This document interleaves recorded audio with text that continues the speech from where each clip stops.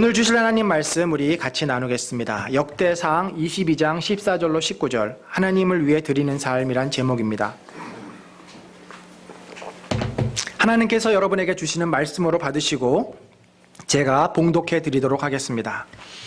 내가 환난 중에 여호와의 성전을 위하여 금 10만 달란트와 은 100만 달란트와 놋과 철을 그 무게를 달 수 없을 만큼 심히 많이 준비하였고 또 제목과 돌을 준비하였으나 너는 더할 것이며 또 장인이 내게 많이 있나니 곧 석수와 목수와 온갖 일에 익숙한 모든 사람이니라. 금과 은과 놋과 철이 무수하니 너는 일어나 일하라. 여호와께서 너와 함께 계실지로다 하니라. 다윗이 또 이스라엘 모든 방백에게 명령하여 그의 아들 솔로몬을 도우라 하여 이르되 너희 하나님 여호와께서 너희와 함께 계시지 아니하시느냐? 사면으로 너희에게 평온함을 주지 아니하셨느냐? 이 땅 주민을 내 손에 넘기사 이 땅으로 여호와 그의 백성 앞에 복종하게 하셨나니 이제 너희는 마음과 뜻을 바쳐서 너희 하나님 여호와를 구하라. 그리고 일어나서 여호와 하나님의 성전을 건축하고 여호와의 언약궤와 하나님의 성전의 기물을 가져다가 여호와의 이름을 위하여 건축한 성전에 드리게 하라 하였더라. 아멘. 여러분, 그 세계 유네스코 문화유산이라는 것이 있습니다. 인류가 만든 문화재 가운데 정말 기념할 만한 것들을 이제 지정하여서 그것이 보존되도록 하는 그런 이제 제도죠. 그런데 놀랍게도 건축되지 않은, 완성되지 않은 미완성 건축물인데 이 세계 유네스코 문화유산에 등재된 그런 건축물이 있습니다. 어떤 건축물인지 아십니까? 혹시 이제 스페인을 여행을 가보신 분들은 꼭 여기를 들리셨을 것인데 바로 이 133년째 건축 중인 이 바르셀로나의 명물 성가족 성당 사그라다 파밀리아 성당입니다. 이 성당은 안토니오 가우디라는 사람이 30세, 그가 30세인 1882년에 시작되어서 지금까지도 계속해서 공사가 진행되고 있습니다. 이 가우디라는 사람은 이 성당에 대해서 이렇게 말했습니다. 이 성전은 하나님이 머무는 곳으로 기도하는 집이다. 영광된 빛이 성당 안의 색채를 밝힐 것이며 비칠 것이다. 이 성당은 신앙을 올바르게 볼 수 있는 넓게 열린 공간이 될 것이다. 이것이 바로 가우디가 만든 그 동쪽 벽이라고 합니다. 예수 그리스도의 탄생과 순환을, 예수 그리스도의 성장을, 사역을 묘사한 곳인데 저기 덕지덕지 붙어 있는 저곳이 바로 이 비둘기의 모습입니다. 이 가우디는 최대한 자연 친화적으로 이 선을 세우지 아니하고 곡선을 통해서 이 성전을 건축을 했습니다. 이곳은 예수님의 순환, 십자가가 있는 곳인데 다른 건축가가 또 이어서 건축을 한 것입니다. 역시 선을 이용하지 아니하고 곡선을 이용해서 그 예수님의 생애를 묘사했습니다. 이 성전 안도 저렇게 독특한 기둥과 형태를 가지고 마치 자연 속에서 하나님을 느낄 수 있도록, 하나님의 임재를 경험할 수 있도록 아주 신비스럽고 자연 친화적인 그런 참 아주 놀라운 성전이라고 이야기를 합니다. 1926년 가우디가 74세로 숨질 때까지 그는 44년간 이 성당 공사의 책임자로 열심히 혼신을 다해서 일을 했습니다.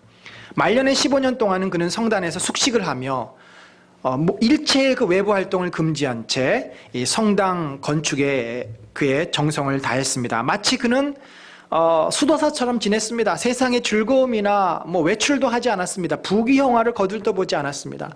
그는 오로지 하나님의 영광이 임재하는 성당이 되기 위해서 이 성전 공사에 혼신을 다했습니다. 불행하게도 그가 74세의 나이로 사고로 사망했지만 교황청은 그의 이 공을 인정해서 평신도임에도 불구하고 그를 성자로 추대하고 저 성당 지하에 그를 이제 묻는 그런 축복을 그에게 허락했습니다. 여러분, 가우디처럼 온 정성을 다해서 하나님의 성전을 건축한 사람이 참 많지는 않습니다. 근데 오늘 우리가 성경에서 그런 사람을 만나게 됩니다. 바로 그가 다윗 임금입니다.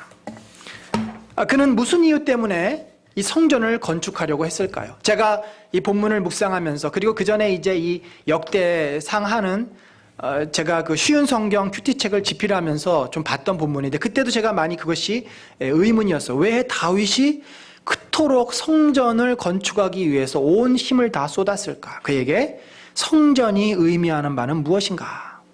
그렇다고 한다면 우리에게도 뭔가 이 교회, 여호와의 전, 하나님의 은혜의 장소, 이 교회가 의미하는 것이 분명히 뭔가 있을 것이라는 생각이 들었습니다.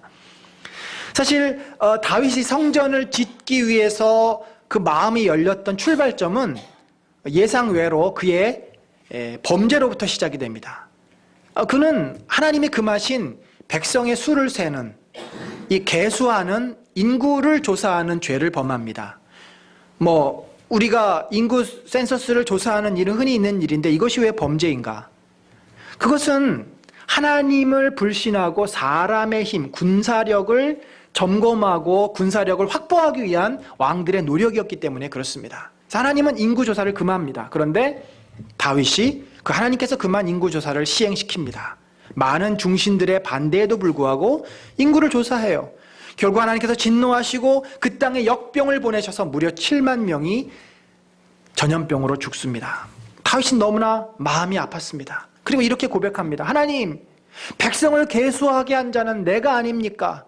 그런데 왜 이 죄를 저 양떼들에게 물으십니까? 악을 행한 자는 나인데 왜 저들을 치십니까? 나와 내 집에 하나님의 벌을 내리십시오. 그리고 저들에게는 재앙을 내리지 마십시오. 그는 눈물로 하나님께 간절히 회개를 하며 기도합니다. 그러자 하나님께서 그의 기도를 들으시고 천사를 통해서 다윗에게, 그러면 네가 오르난이라고 하는 사람의 타작마당, 그 사람이 곡식을 추수해서 이제 타작을 하는 넓은 뜰입니다. 그곳에다가 번제단을 쌓고 내게 제사를 드리라. 하나님께서 그렇게 천사를 통해서 말씀을 하셨어요. 그 다윗이 어떻게 했습니까? 거기다가 번제단을 쌓고 이제 번제를 드리고 화목제를 드립니다. 이 번제와 화목제는 어떤 제사냐면 속죄의 제사예요. 다윗이 자신이 지은 죄를 주님 앞에 이제 용서를 구하는 그런 제사입니다. 그런데 어떤 일이 벌어졌습니까? 그 제사를 드리는데 하늘에서 불이 휙 내려와가지고 그 죄를 확 살라버리는 겁니다. 여러분 생각해 보십시오. 지금 제단에 동물을 올려놨는데 하늘로부터 불이 확 떨어지는 그 장면, 얼마나 다윗이 깜짝 놀랐겠습니까? 그러면서 놀라면서도 그의 온 이 가슴이 저려오고 온 몸이 전율을 느꼈을 것입니다. 아, 하나님께서 내 예배를 받으시는구나, 내 제사를 받으시는구나, 이제 나를 용서해 주시는구나. 다윗은 너무나 기뻤습니다. 너무나 감사했습니다. 다윗은 그 오르나의 타작마당에서 자기의 죄를 용서해 주시는 하나님의 사랑과 은혜를 깊게 깨닫습니다. 그리고는 그곳에서 자기가 마음에 다짐을 해요. 아, 이곳이야말로 하나님께서 우리를 용서해 주시는 은혜의 장소구나. 하나님의 은혜가, 사랑이 임하는 곳이구나. 내가 이곳에서 하나님을 예배하리라. 다윗은, 우리 한번 같이 읽어보는데 역대상 22장 1절 한번 같이 읽어봅니다. 시작. 다윗이 이르되 이는 여호와 하나님의 성전이요 이는 이스라엘의 번제단이라 하였더라. 그는 그곳에서 하나님의 성전을 본 것입니다. 그저 오르난의 타작 마당이에요. 그런데 그곳에 임재하시는 하나님을 보았습니다. 그곳에서 용서해 주시는 하나님을 만났습니다. 이곳이야말로 내가 하나님을 만날 수 있는 곳이구나. 이스라엘 백성이 이곳에 와서 하나님의 은혜를 구하시는 곳이구나. 사실 그 전까지 여호와의 성막은 기브온이라고 하는 산지에 있었습니다. 어떻게 보면 이스라엘 백성이 접근하기 쉽지 않은 곳이에요. 근데 그것은 다윗의 궁전이 멀지 않은 곳이고 온 산지 사방에서 잘 보이는 언덕 위에 놓여있는, 예루살렘을 성지순례 가보신 분은 알겠지만 예루살렘에 가보면 황금도움이라고 있습니다. 바로 그것이 이 모슬렘들이 마호멧이 승천했다고 믿는 그 바위를 감싸고 있는 도움인데, 그 바위가 바로 모리아 산이 있는 곳이고 바로 그것이 여부스의 타작마당이라는 거죠. 다윗은 바로 이곳에서 하나님의 성전이 세워져야 한다라는 것을 그가 그곳에서 깨달은 것입니다. 그것을 통하여 이스라엘 백성이 하나님의 은혜와 하나님의 축복을 누려야 한다고 그가 확신을 하게 됩니다. 사실 다윗은 이제 인생이 저물어가지 않았습니까? 그러나 그가 말년에 최선을 다해서 여호와의 성전을 짓기 위해 모든 것을 준비합니다. 무엇을 위해서? 이스라엘 백성이 바로 이스라엘의 중심에 여호와의 성전을 짓고 그것에서 하나님의 영광을 경험하기 위해서, 은혜를 경험하도록 하기 위해서 그가 성전 건축을 마음에 작정한 것입니다. 그의 그러한 깨달음은 사실 하나님의 뜻이었습니다. 이 오르난의 타작마당이 어떤 곳이었는가? 역대하 3장 1절, 우리 한번 또 같이 읽습니다. 시작. 솔로몬이 예루살렘 모리아산에 여호와의 전 건축하기를 시작하니 그곳은 전에 여호와께서 그의 아버지 다윗에게 나타나신 곳이요 여부스 사람 오르난의 타작마당에 다윗이 정한 곳이라. 놀랍게도 다윗이 깨달았지만 이미 하나님께서 작정하신 것이었습니다. 그곳은 아브라함이 이삭을 바쳤던 곳이요, 실제로 우리가 예루살렘 성지를 순례하면 황금 도움이 있는 곳에서 얼마 떨어지지 않은 곳에 무엇이 있냐면 골고다 언덕이 있습니다. 지금은 시장터이지만 그곳에 골고다 언덕이 있어요. 바로 그것은 하나님께서 인류를 사랑하시는 사랑의 장소인 것입니다. 자기를 희생해서 우리를 구원하신 예수 그리스도가 십자가에 달리신 그곳이에요. 다윗은 성전을 통해서 이스라엘 백성이 하나님의 은혜와 사랑을 받게 될 것이라고 확신했습니다. 그리고 그 성전은 오늘날 우리들에게는 그저 이스라엘 땅의 한 중요한 순례지요, 중요한 이제 유물이 있는 곳이지만, 그러나 우리들에게는 예수 그리스도 안에서 바로 그 은혜와 축복을 누리는 곳이 된 것입니다.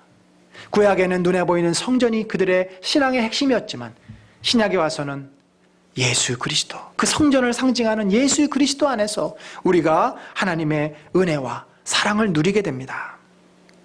그런데 이 예수 그리스도를 우리가 어디서 만날 수 있죠?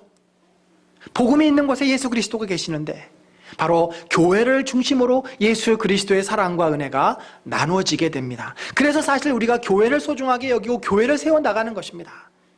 구약의 성전이 바로 신약의 교회는 아닙니다. 바로 예수 그리스도, 주님이 계시는 곳, 주님을 머리로 세워나가는 교회, 이것이 성전의 역할을 오늘날 우리들에게 허락해 주고 있습니다. 여러분, 그렇습니다. 사실 우리에게 필요한 장소가 많이 있어요. 우리 일터가 필요하죠. 일터에서 열심히 일을 해서 우리 생활에 필요한 것을 얻게 됩니다. 또 우리 육신이 쉴 곳, 잠잘 곳이 필요합니다. 얼마나 그 잠잘 곳이 중요합니까? 가정 너무 중요해요. 우리의 심신이 회복하는 가정, 내가 쉴 수 있는 공간, 가정이 너무나 소중합니다. 그런데 우리에게 진정으로 필요한 곳이 한 곳이 있다면 바로 우리의 죄가 용서받고 우리에게 필요한 사랑을 얻을 수 있는 곳입니다. 여러분, 인생은 이렇게나 저렇게나 아무렇게나 살 수 있어요. 거지처럼 살 수 있고 정말 왕처럼 살 수 있습니다. 그러나 결국 거지나 왕이나 신분 여와 그 모든 것에 관계없이 우리 모두에게 필요한 것이 무엇일까요? 바로 우리가 지치고 상한 심령이 회복되고 위로받을 수 있는 곳이 우리에게 필요하다는 거죠. 살다 보면 일터에서 내 뜻대로 되지 않아서 얼마나 마음이 무너지고 화가 나고 속상할 때가 많습니까? 가정에서도 서로 다투게 되고 싸우게 되고 집에 들어가고 싶지 않을 때도 얼마나 많습니까? 지치고 상한 내 심령이 쉴 수 있는 곳, 회복될 수 있는 곳, 바로 그것이 우리에게 필요합니다. 다윗이 발견한 그 장소는 바로 오르난의 타작마당이에요. 여기에 주의 성전이 생기고 이곳에서 내가 쉬겠구나. 그래서 다윗이 시편 23편 6절에 뭐라고 말합니까?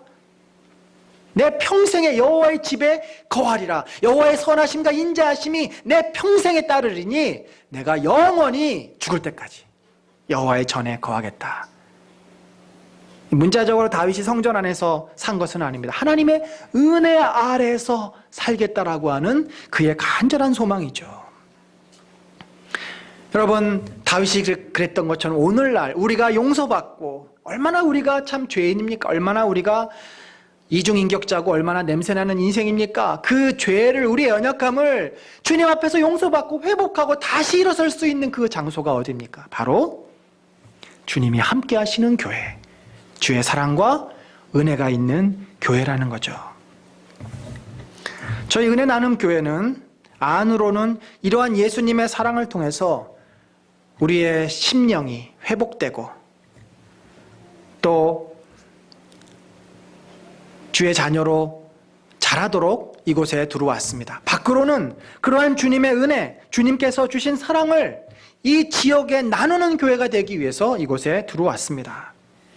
사실 만약에 저희가 우리의 것을 나누고 주는 교회가 아니라 지키고 어떻게든지 생존을 위해서 교회를 시작했다면 절대 이곳에 들어올 수 없죠. 이곳에 들어오는 것은 너무나도 어리석고 멍청한 짓입니다. 경제적인 논리로 생각하면 이곳에 들어와서는 안 돼요. 여긴 교회가 있을 자리가 아닙니다. 어느 업종이 들어와도 쉽지 않은 곳이에요.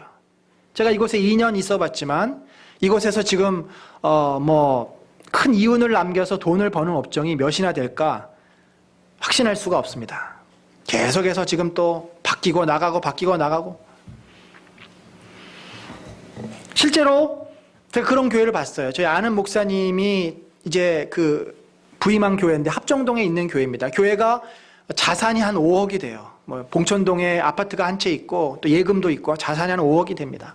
근데 교회는요, 정말 저게 교회인가 싶을 만큼 간판도 안 걸려 있고 그 합정동 쪽에 길가에 이 상가 건물에 이제 한 2층에 있는 교회인데 내부도 허스름하고 그저 최소한의 월세를 내기 위해서 그곳에 좀 더 좋은 조건으로 교회를 옮길 수도 있는데 교회가 전도를 하고 지역을 섬기는 이런 생각보다는 어떻게든지 그 있는 자산을 지키기 위해서 교회에 전혀 투자를 하지 아니하고 이게 교회인지 뭔지도 알지 못하는 그런 식으로 교회를 운영하는 곳도 있더라고요.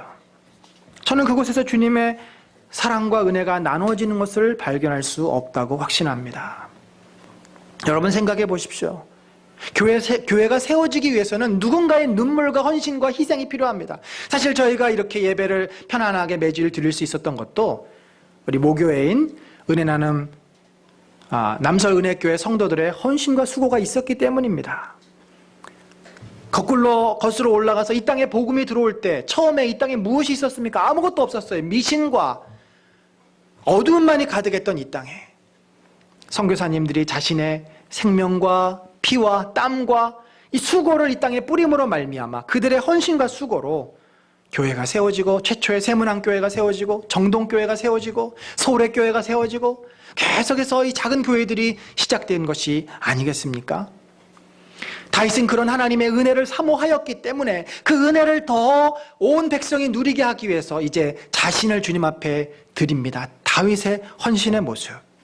우리 한번 역대상 22장 14절 한번 읽습니다. 시작. 내가 환난 중에 여호와의 성전을 위하여 금 10만 달란트와 은 100만 달란트와 덕과 철을 그 무게를 할 수 없을 만큼 심히 많이 준비하였고 또 제목과 돌을 준비하였으나 너는 더할 것이며.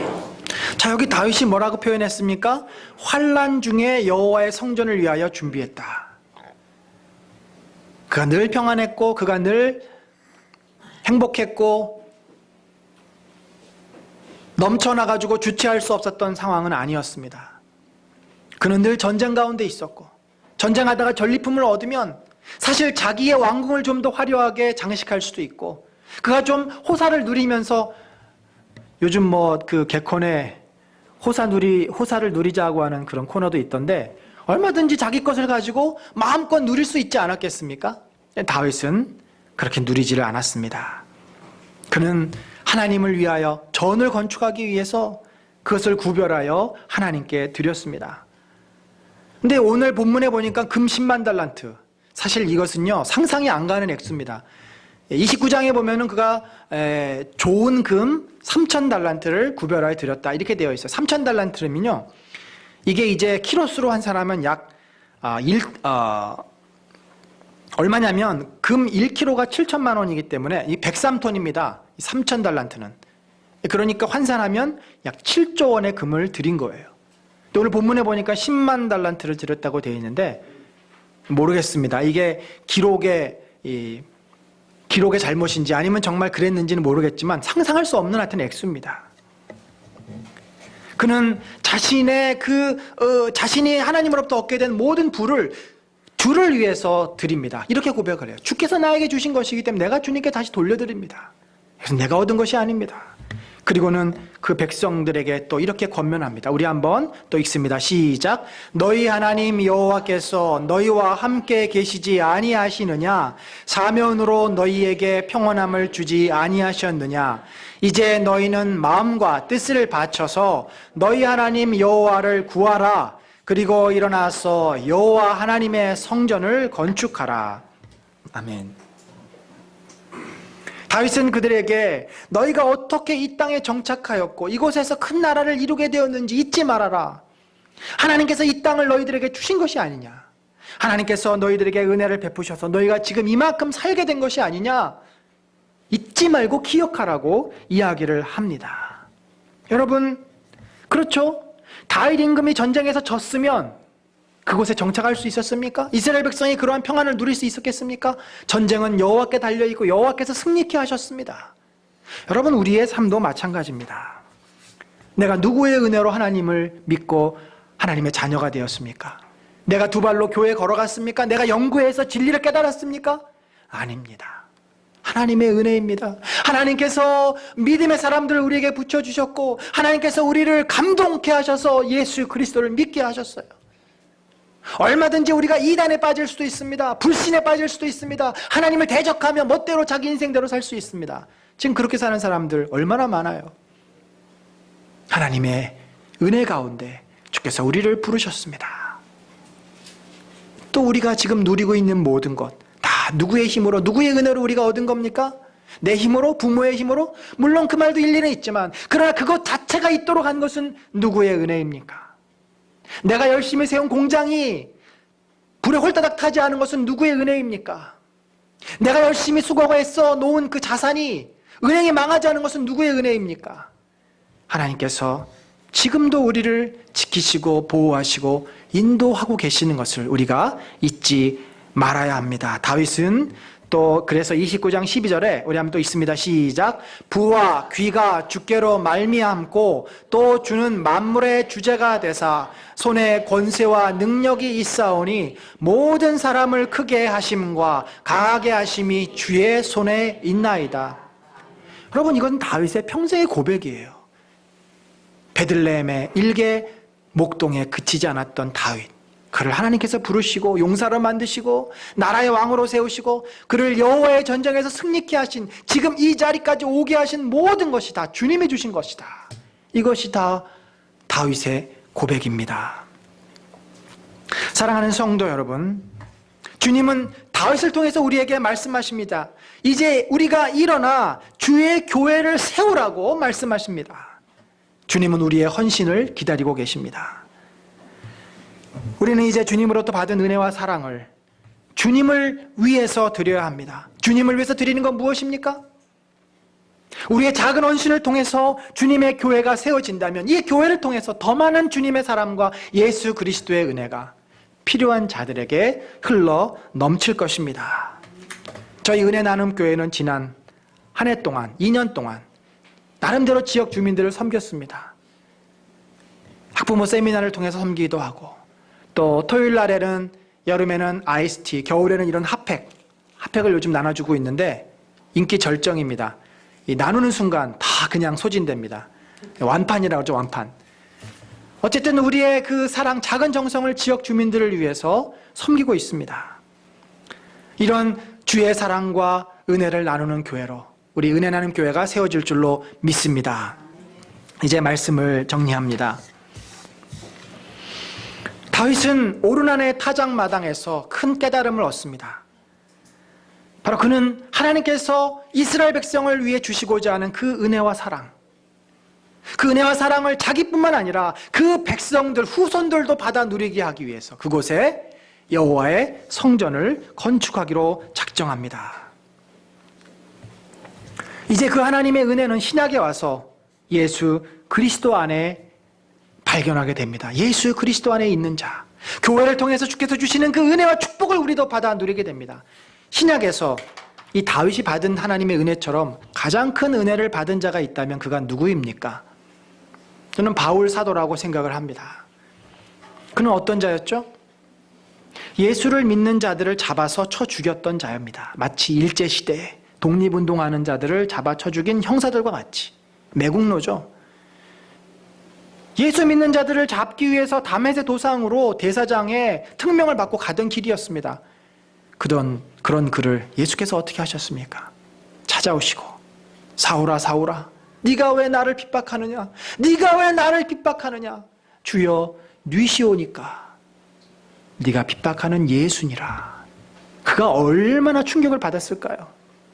자기 평생을 다 바쳐서 목숨을 바쳐서 예수 믿는 자들을 잡아 죽이기 위해서 그렇게 날뛰고 다녔는데 그 자기가 부인했던 예수가 자기 눈에 지금 나타났으니 그는 얼마 동안인지 몰라도 먹지도 못하고 자지도 못하고 완전히 탈진된 상태에서 자기의 그동안의 모든 삶이 너무나 후회스럽고 너무나 죄송하고 하나님 앞에 어떻게 이 범한 죄를 어떻게 감당할 수 있을까? 그런 깊은 절망 가운데 있었는데 하나님께서 아나니아 선지자를 통해 그를 먹이시고 입히시고 회복시켜 주십니다. 그리고는 그가 믿음 안에서 하나님의 깊은 은혜를 깨닫고 하나님이 나를 용서하셨구나. 나를 받아주셨구나. 그리고는 그가 어떤 헌신을 합니까?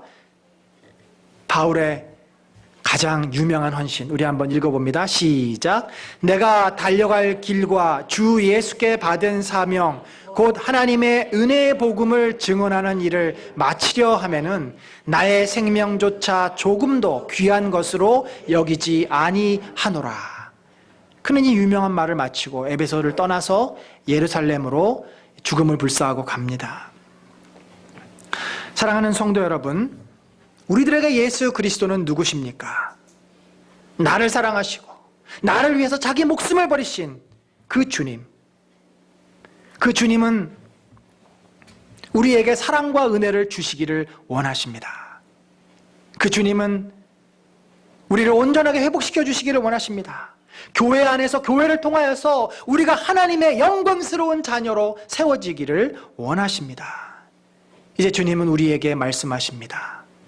나는 너를 사랑하는데 너희는 나를 위해서 무엇을 바치겠느냐? 우리 같이 한번 이 찬양 부르면서 주님 앞에 기도하기를 원합니다. 정말 가사가 우리의 마음의 고백을 담은 가사라고 저는 믿습니다.